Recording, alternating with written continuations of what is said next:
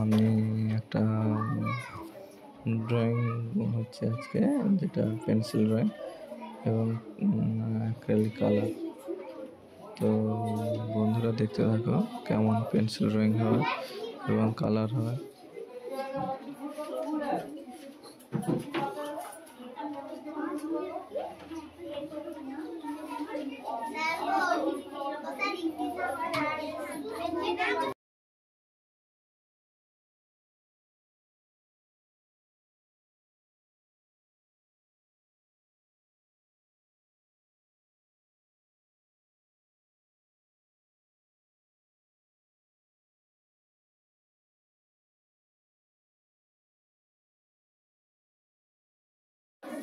হ্যাঁ, আমি কালারটা স্টার্ট করে দিয়েছি।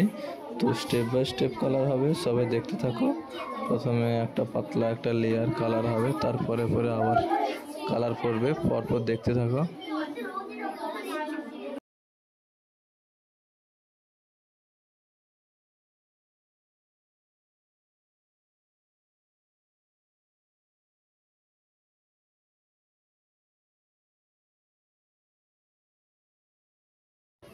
হ্যাঁ, প্রায় রং কমপ্লিট। এবার শেষের সময় দু একটা টোন দিয়ে দিতে হবে, সেটা হাইলাইট জায়গাগুলো যেখানে খুব হাইলাইট, মানে শেষের জায়গা শুধু একটু হালকা টাচ করে বেরিয়ে যেতে হবে, আর বেশি কিছু নয়।